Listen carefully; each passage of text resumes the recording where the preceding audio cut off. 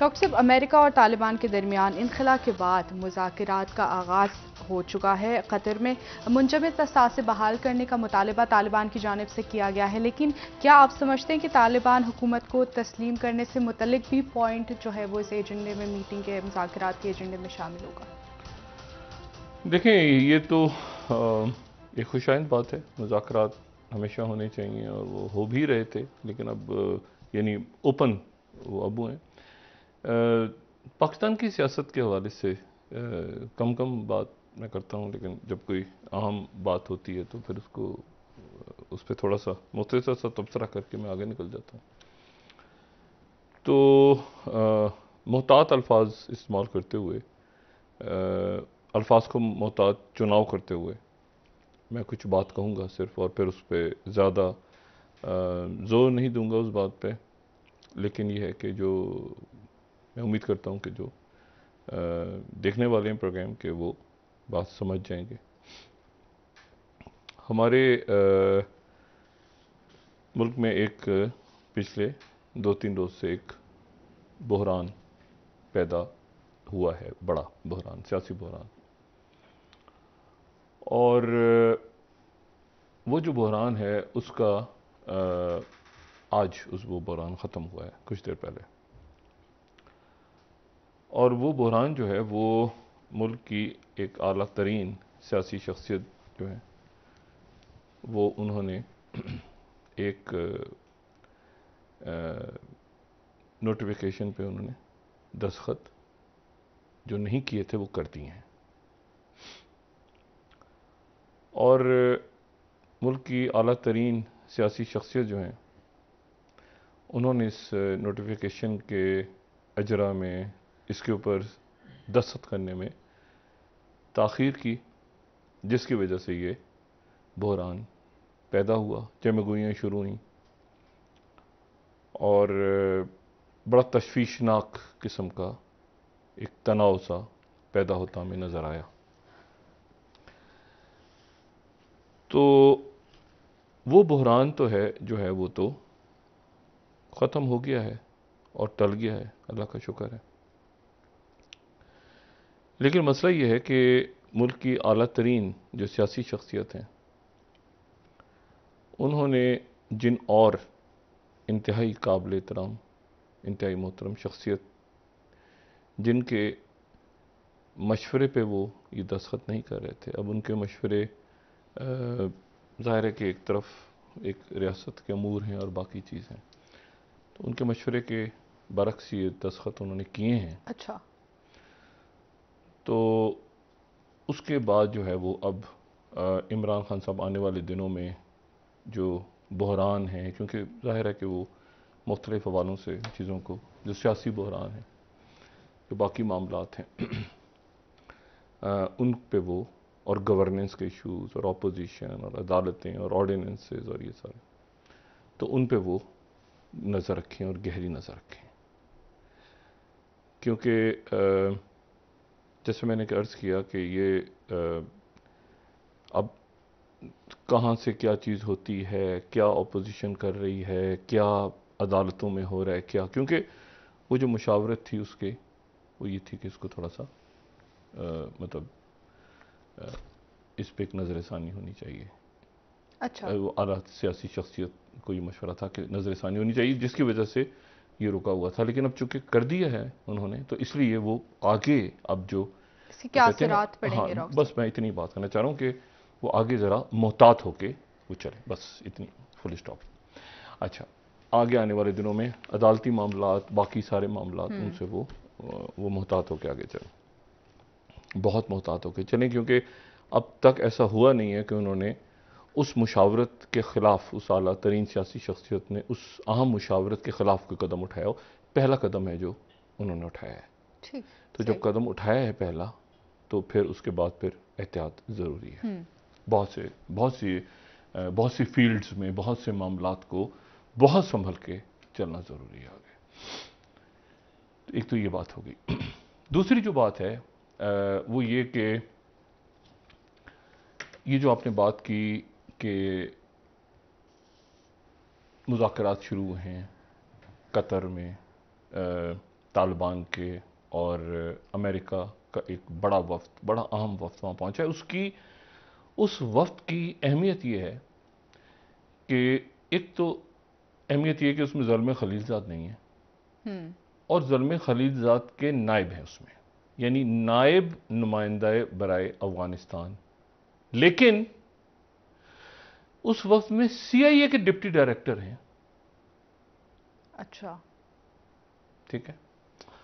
और उस वक्त में स्टेट डिपार्टमेंट की बड़ी नुमाइंदगी है बड़ी सतह पे, और उसमें USAID जो इमदाद अमेरिका कर रहा है उसकी, उसमें बहुत उसमें वहाँ पे उसकी भी नुमाइंदगी है। वेंडी शेरमैन जो अमेरिका की डिप्टी वज़ीर ख़ारजा हैं, वो यहाँ से गई हैं और बहुत अच्छा पैगाम पाकिस्तान के लिए और वैक्सीनेशन पे और काउंटर टेररिज्म पे जो पाकिस्तान की के जो मामलात अमेरिका से चल रहे हैं, और एक 72-73 साल से हमारा एक ताल्लुक़ अमेरिका से रहा है, तो उसके हवाले से उन्होंने मुस्बत बात की है। होता क्या है वो अलग बात है, लेकिन पैगाम उनका बहुत अच्छा, बहुत मुस्बत पैगाम था और वो उन्होंने पैगाम दिया। और हम उनके जो भी उन्होंने डोनेशंस की हैं इसके कोविड के ऊपर, आपको पता है अमेरिका ने बड़ा ये चाइना, रशिया, अमेरिका, सारे मुल्कों ने जो है वो बड़ी मदद की है पाकिस्तान की भी और कई दुनिया के कई और मुल्कों की भी, तो हम शुक्रगुजार हैं। कल जो धमाका हुआ है जिसमें 100 से ज़्यादा इंसानी जानें चली गई, इस धमाके के ऊपर मैं थोड़ी सी चाहूँगा कि ज़रा इसको मैं अपना थोड़ा सा इस पर तज़किया दूँ, जो गलत भी हो सकता है बिल्कुल। अफ़गानिस्तान कुंदूज़ के इलाके में इस धमाके की एक बात तो हमने कल डिस्कस की थी कि ये धमाका जो है ये एक इमाम बारगाह में हुआ और वहाँ पर जुमे की नमाज, और ये हुआ कुंदूज़ में जी। वो कुंदूज़ जो कि ताजिकिस्तान के साथ जिसकी सरहदें मिलती हैं। और अच्छा, अब जो भी इसमें आप देखें ना कि एक इस धमाके से क्या क्या चीज़ें, क्या क्या मुख्तलिफ पॉसिबिलिटीज़ हैं, इस धमाके के कौन से एंगल्स हैं जिस पर हम गौर कर सकते हैं, जिसमें बड़ी तादाद में शहादतें हुई। लेकिन सबसे पहले इसका निशाना जो है वो पहला तो वो इंसानी जाने गई तो अल्लाह ताला उनके दर्जात बुलंद फरमाए, जो ज़ख्मी है उनको जल्दी अल्लाह ताला सेहत याब करे। पहली तो बनी काबुल की तालिबान की हुकूमत कि जो कोशिश कर रही है कि पूरे अफगानिस्तान के अंदर अमन कायम करें, तो पहला टारगेट तो वो हो गई।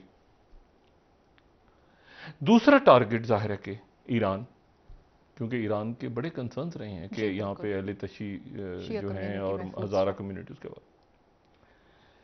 अच्छा, लेकिन तो दूसरी उसमें मैं आता हूं भी।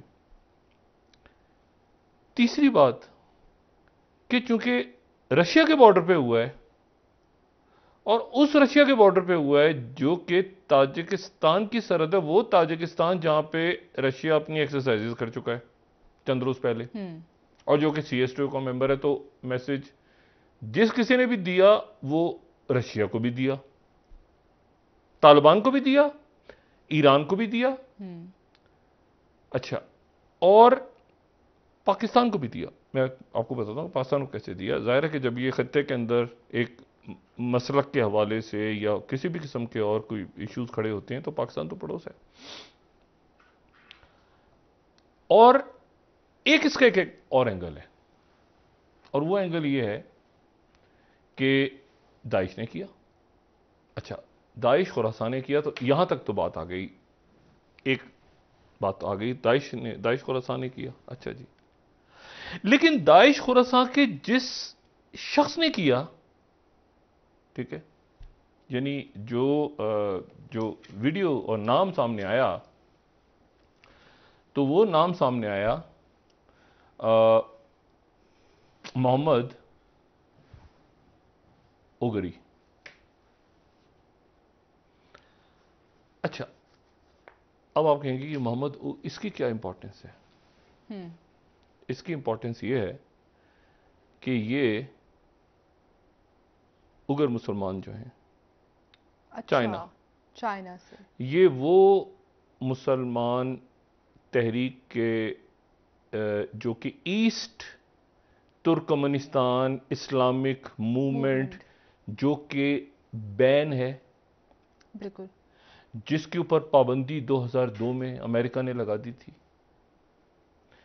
और ये उसका मिलिटेंट विंग, ये जो है ये दाइश में शख्सियत है, लेकिन ये है इसके नाम के साथ देखिए ना, जैसे वो पहले लगा होता था, मतलब मुख्तलिफ शख्सियात को यमन से आता था तो यमनी लगा होता था साथ। खुरासान जैसे आप नहीं नहीं नहीं नहीं नहीं, मैं ये कह रहा हूं कि जैसे अलकायदा के लोग आते थे बाहर से, तो उनके साथ कई लोगों के साथ नाम के साथ लगा होता था, वो हमें अच्छी तरह पता है, यमनी तो हमें पता होता था यमन से है।